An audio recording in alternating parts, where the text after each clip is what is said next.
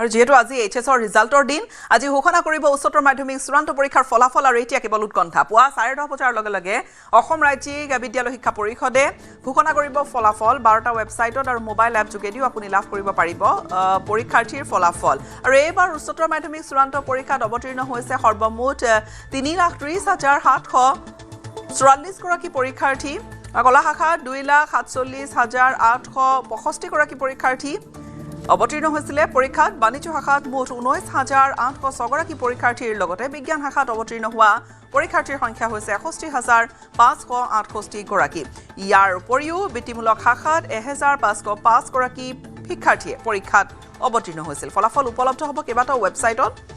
ahsec.assam.gov.in assamresults.in assamjobalerts.com indiaresults.com schools9.com results.shiksha iresults.in iresults.net vidyavision.com এই ধৰণে কেইবাটাও ৱেবছাইটত আৰু খুব উৎকণ্ঠাৰ দিন কিছু সময়ৰ অপেক্ষাই মুহূৰ্তত আমি পোনপটীয়াকৈ সংযুক্ত হ'ম আমাৰ সাংবাদিক বিষ্ণু শইকীয়াৰ সৈতে বিষ্ণু 10:30 বজালৈকে এতিয়া ক'ব লাগিব যে অপেক্ষা শিক্ষাৰ্থীসকলৰ পৰীক্ষাৰ্থীসকলৰ আৰু লগতে অভিভাৱকসকলৰ আচলতে 10:30 বজালৈকে অপেক্ষা কৰিব লাগিব আৰু গভীৰ উৎকণ্ঠাৰে বাট কৰিছে যি অপেক্ষা কৰিছে যিসকল অভিভাৱক আছে শিক্ষাৰ্থী আছে কাৰণ উচ্চতৰ মাধ্যমিকৰ চূড়ান্ত বৰ্ষৰ পৰীক্ষাৰ ফলাফলক লৈ সকলো উৎকণ্ঠিত হৈ থাকে আৰু প্ৰত্যেক বছৰে এনেধৰণৰ এটা পৰিৱেশ বিৰাজ কৰিছে আজিও সেই তাৰ ব্যতিক্ৰম হোৱা নাই গীতাশ্ৰী কাৰণ 10:30 বজাৰ লগে লগে যিহেতু অসম ৰাজ্যিক বিদ্যালয় শিক্ষা পৰিষদে ফলাফল ঘোষণা কৰিব উচ্চতৰ মাধ্যমিকৰ চূড়ান্ত বৰ্ষৰ ফলাফল সেই তাক লৈ এতিয়া ইতিমধ্যে বিদ্যালয়সমূহতে হওক বা যিসকল শিক্ষাৰ্থী আছিল পৰীক্ষাত অৱতীৰ্ণ হৈছিল প্ৰায় 3,30,744 গৰাকী শিক্ষাৰ্থীৰ মাজত যথেষ্ট উৎকণ্ঠা বিৰাজ কৰিছে কাৰণ ফলাফলক লৈ সকলোৱে আশাৰে বাট চাই ৰয় উচ্চতৰ মাধ্যমিকৰ ফলাফলৰ পাছতে বিভিন্ন ধৰণে নতুন এটা শিক্ষা জীৱন আৰম্ভ হয় গতিকে এই সময়ছোৱাত কিন্তু উচ্চতৰ মাধ্যমিকৰ চূড়ান্ত বৰ্ষৰ শিক্ষা ফলাফলক লৈ যথেষ্ট উৎকণ্ঠিত হোৱা দেখা যায় আৰু আজিও তাৰ অনুৰূপ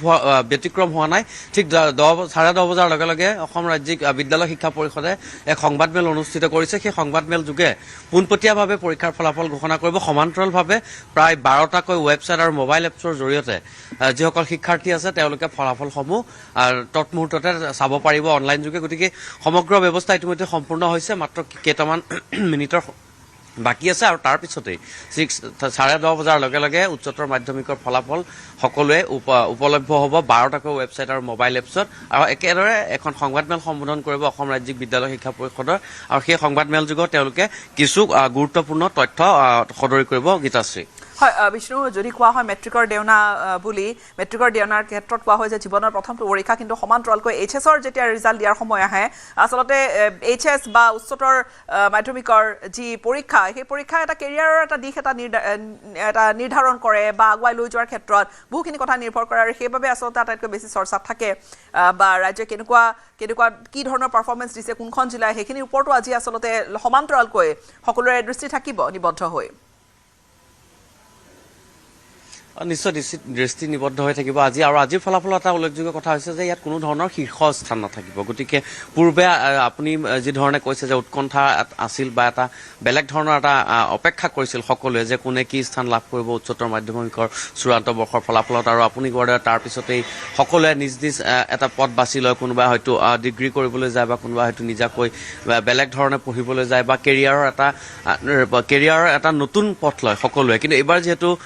কোনো ধৰণৰ শীৰ্ষস্থান নাথাকিব গতিকে এইবাৰ পূৰ্বতকৈ কিছু ব্যতিক্ৰম হ'ব ফলাফল আৰু কোনখন জিলাত কেনেধৰণৰ ফলাফল হৈছে কোনখন জিলাত উত্তীৰ্ণৰ হাৰ বেছি কোনখন জিলাত উত্তীৰ্ণৰ হাৰ কম সকলোখিনি যিখন সংবাদমেল অনুষ্ঠিত কৰিব সেই সংবাদমেলখন যোগে সদৰি কৰিব অসম ৰাজ্যিক বিদ্যালয় শিক্ষা পৰিষদে কিন্তু এটা কথা নিশ্চিত যে এই পৰীক্ষাৰ পাছতে কিন্তু সকলোৰে এটা জীৱনৰ কেৰিয়াৰৰ এটা নতুন বাট মুকলি হয় বা সকলোৱে বেলেগ বেলেগ দিশে তেওঁলোকৰ কেৰিয়াৰ পথটো আগুৱাই লৈ যায় গতিকে নিশ্চয় উৎকণ্ঠা আছে যদিও ইয়াত শীৰ্ষস্থান নাই কিন্তু ইয়াত উত্তীৰ্ণ হোৱাৰ পাছতে কিন্তু সকলোৰে জীৱনৰ এটা দিশ সলনি হয় গতিকে নিশ্চয় সকলোৱে অপেক্ষা কৰিছে কিন্তু তাৰ কাৰণে 10:30 বজালৈ ৰ'ব লাগিব এতিয়াও যথেষ্ট সময় আছে আৰু তাৰপিছতে মোবাইলতো তেওঁলোকে নিজৰ ৰোল নাম্বাৰ চেণ্টাৰ নাম্বাৰ দিলে তেওঁলোকে নিজৰ ফলাফল শিক্ষাৰ্থীসকলে লাভ কৰিব পাৰিব আৰু ৱেবছাইট দিয়া হৈছে প্ৰায় 12টা ৱেবছাইট দিয়া হৈছে মোবাইল এপছ আছে গতিকে এই সকলোতে শিক্ষাৰ্থীসকলে সুন্দৰকৈ তেওঁলোকৰ ফলাফল উপলব্ধ হ'ব আৰু তেওঁলোকে চাব পাৰিব বিষ্ণু শইকীয়া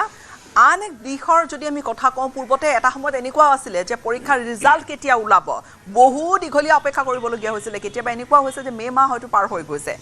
বা ক'ৰবাত আন ইউনিভাৰ্চিটিত এডমিশ্যন ল'বলৈ হ'লে পূৰ্বৰ কথা কৈছোঁ কিন্তু এতিয়া এপ্ৰিল মাহৰ ভিতৰতে এই এইচএছৰ ৰিজাল্ট দিয়া হ'ব আৰু আজি সেই দিনটো মেট্ৰিকৰ ক্ষেত্ৰতো আমি দেখিছিলোঁ খুব আগতীয়াকৈ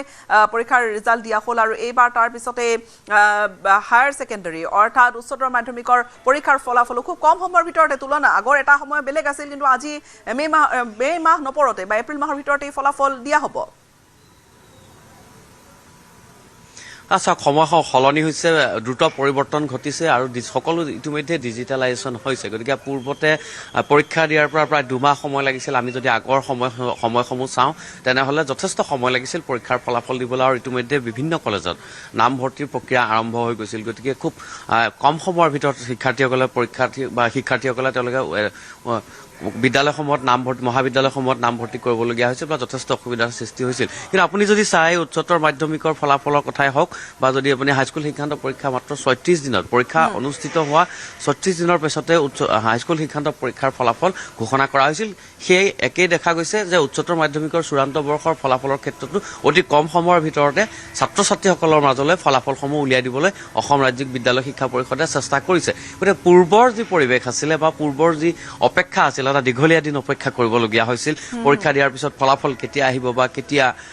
শিক্ষাৰ্থীসকলে মহাবিদ্যালয়ত নামভৰ্তি কৰিব বা অন্যান্য যিসমূহ বিভাগ আছে অন্যান্য যিসমূহ অন্যান্য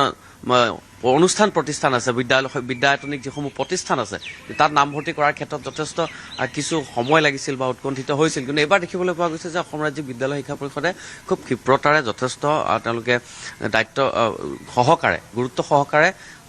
পৰীক্ষা অনুষ্ঠিত হোৱাৰ কম দিনৰ ভিতৰতেই ফলাফল ঘোষণা কৰিছে আৰু এই ফলাফল আমি যদি হাইস্কুল শিক্ষান্ত পৰীক্ষাৰ ফলাফল চাওঁ তেনেহ'লে তাত কোনো ধৰণৰ বিঘিনি ঘটা নাই কোনো ধৰণৰ তাৰ কোনো সমস্যাৰ সৃষ্টি হোৱা নাই বা কোনো ধৰণৰ তাত অভিযোগ অহা নাই গতিকে আশা কৰা হৈছে যে উচ্চতৰ মাধ্যমিকৰ ফলাফলৰ ক্ষেত্ৰতো তেনেধৰণৰ এটা অনুৰূপ পৰিস্থিতি হ'ব যে ফলাফল ঘোষণা কৰাৰ পিছত কোনো ধৰণৰ অভিযোগ নাহে বা কোনো ধৰণৰ বিঘিনি নঘটে গতিকে আপুনি কোৱাৰ দৰে যে প্ৰত্যেক বছৰ যি ধৰণে হৈছিল লাহে লাহে এই সময়সীমা কমি আহিছে আৰু খুব ক্ষিপ্ৰতাৰে আৰু তাৎক্ষণিকভাৱে দ্ৰুতগতিত